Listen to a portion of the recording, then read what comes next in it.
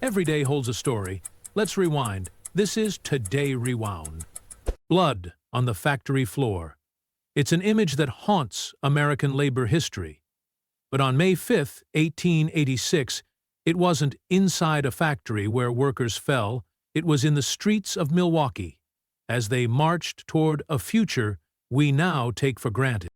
7 dead, countless wounded, a community shattered, all because they dared to ask for something many of us clock daily without a second thought: an 8-hour workday.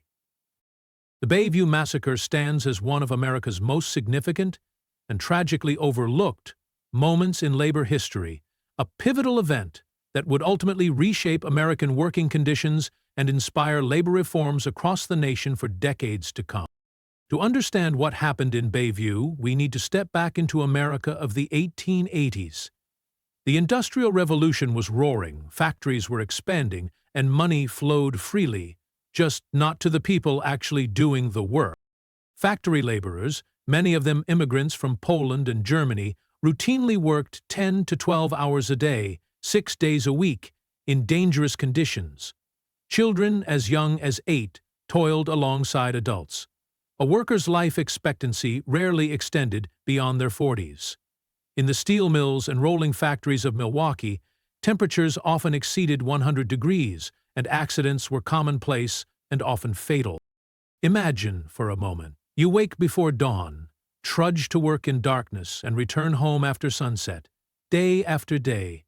Your children barely know your face, your body breaks down from exhaustion, and all for wages barely sufficient to feed your family.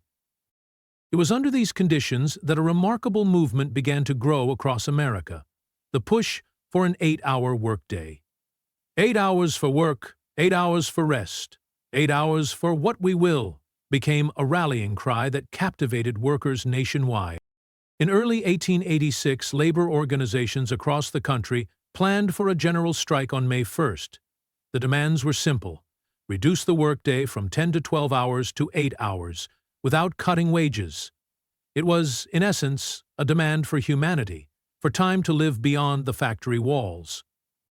As the first days of May unfolded, Milwaukee became an epicenter of this movement. By May 3rd, nearly 12,000 workers had walked off their jobs. The city practically shut down as laborers from various industries joined the cause. Milwaukee's immigrant communities were the backbone of this labor movement. The city had become home to one of America's largest concentrations of German and Polish immigrants, drawn by factory jobs that required little English. In Milwaukee's densely packed immigrant neighborhoods, a powerful sense of solidarity had formed. Workers could speak their native languages, maintain cultural traditions, and support one another in times of need. These immigrant communities brought with them European labor traditions and collectivist values. In the Polish community centered around St. Stanislaus Church, mutual aid societies had been established to help families when breadwinners were injured or killed in factory accidents. German immigrants, many fleeing political repression in their homeland, brought democratic socialist ideals that emphasized workers' rights and collective bargaining. When the strike began, these immigrant neighborhoods transformed into organizing centers, with churches and beer halls serving as meeting places. Women, often overlooked in historical accounts, played crucial roles, not just supporting their husbands, but actively participating in demonstrations and helping to feed striking families through communal kitchens. One factory, however, stood as a defiant holdout: the massive North Chicago Rolling Mills steel plant in Bayview, just south of Milwaukee. Owned by wealthy industrialists who refused to negotiate, the mill continued operations while the city around it came to a standstill. This brings us to Robert Schilling, a 34-year-old bookbinder and labor organizer. Born in Germany and having immigrated to America as a child, Schilling had already established himself as a respected voice in Milwaukee's labor community. A passionate orator and skilled organizer, he had founded the city's first trade assembly in 1882 and had successfully organized smaller strikes before 1886. Unlike some of his more radical contemporaries, Schilling advocated for peaceful protest and democratic reform, a stance that made him both effective and dangerous to the powers that be. On the evening of May 4th, Schilling helped coordinate what would become a fateful march to the rolling mills set for the following morning. In his journal, found years later, he wrote of his hopes for a powerful but dignified show of solidarity that would pressure mill owners to negotiate. What many workers didn't realize was that tensions had already reached a breaking point. Local police had been trying to contain the strikes for days, but Governor Jeremiah Rusk had decided more decisive action was needed. In a move that signaled the close relationship between government and industry, Rusk not only authorized the use of the state militia against the strikers, but gave them explicit orders. Here's a little-known fact. Before making his decision, Rusk received 27 telegrams from factory owners demanding protection of their property. Not a single message expressed concern for worker safety or rights. In one particularly telling telegram, a factory owner warned of foreign agitators destroying American prosperity, despite the fact that he himself had immigrated from England just 15 years earlier. Dawn broke over Milwaukee on May 5th. The air was cool, the sky clear. Around 1,500 workers gathered at St. Stanislaus Church, the heart of Milwaukee's Polish community. They were a diverse group, men, women, and even some children. Many were immigrants who had come to America seeking better lives, only to find themselves working in conditions little better than those they had fled. Among them was Joseph Rankin, a 36-year-old iron puddler and father of 3 young children. Born in Poland as Józef Rankowski, he had changed his name to seem more American when applying for factory work. His neighbors described him as quiet but generous, known for sharing what little he had with families who had even less. That morning, his wife had sewn a small pocket inside his jacket where he kept a photograph of his family, a rare luxury for a worker in those days. "I go today not just for myself," he reportedly told his wife, "but for little Sophia, so she won't have to work as a child like my sisters did in the old country." As the marchers set out, the atmosphere was one of determined hope. They sang Polish and German folk songs, carried American flags, and some even brought picnic baskets, anticipating a day of solidarity rather than bloodshed.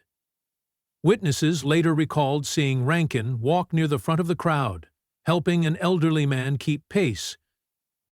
What the marchers didn't know was that both local police and the 4th Regiment of the Wisconsin National Guard were already in position. The police had formed a perimeter several blocks from the mill, while 250 guardsmen, most of them young men from middle-class backgrounds who had never fired their weapons outside of training, stood directly in front of the factory gates. Major George Trehumer, the commanding officer of the militia, had received explicit orders from Governor Rusk the night before. "If the mob comes, fire on them. Fire low." As the marchers approached the police lines, tensions began to rise. Officers ordered them to disperse, but the crowd continued forward, believing in their right to peacefully assemble.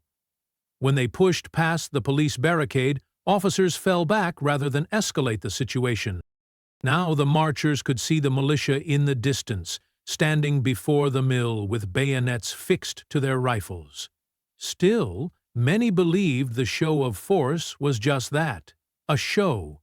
After all, these were fellow Wisconsinites, not foreign soldiers. The distance between them narrowed. 500 yards. 400 yards. The workers' songs grew louder, perhaps to mask their growing anxiety. 300 yards. Some of the younger militiamen shifted nervously. One was seen whispering to another, "They're just workers, not criminals." 200 yards. Major Trehumer raised his hand. The marchers were still advancing. No warnings were shouted, at least none that carried over the sound of the workers' songs and calls. The major's hand dropped. At approximately 9:45 a.m., the crack of rifle fire shattered the morning air. The first volley hit the front line of marchers. Bodies fell. Screams replaced songs. What had been a march became a desperate retreat as people scrambled to escape the continuing gunfire. A woman named Maria Heiser, who'd been watching from a nearby porch, later testified, "I saw a man pick up a child and run. he was shot in the back while running away. When the chaos subsided, 7 lay dead or dying on the ground. Frank Kunkel, a 35-year-old Polish laborer who left behind a pregnant wife. Robert Erdman, who had just become a U.S. citizen 2 months earlier. Johann Marsch, who had fought for the Union in the Civil War.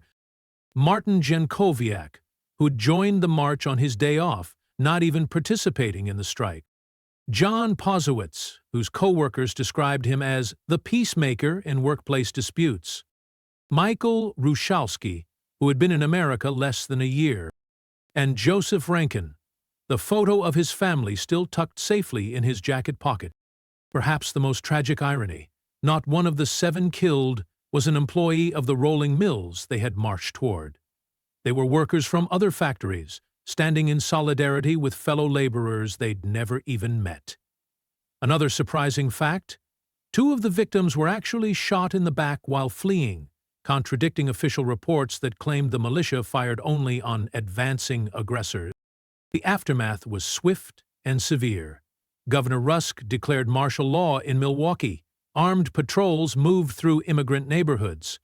Strike leaders, including Robert Schilling, were arrested within hours. When questioned about the bloodshed, Rusk reportedly stated, "I seen my duty and I'd done it." The remark would come to haunt him in the coming years, especially as calls for reform intensified. While it took years for the full story of the Bayview Massacre to be told, the labor movement would continue to grow. Within months of the killings, workers' rights movements in other cities gained momentum, and in 1892, the American Federation of Labor officially began advocating for an 8-hour workday. The Bayview Massacre would live on as a cautionary tale of what happens when those with the power to make change instead choose violence. May 5th. It's a date we often overlook, but it should be remembered as a time when brave men and women gave their lives not just for a better life for themselves, but for all of us. 8 hours for work, 8 hours for rest, 8 hours for what we will. History will remember them.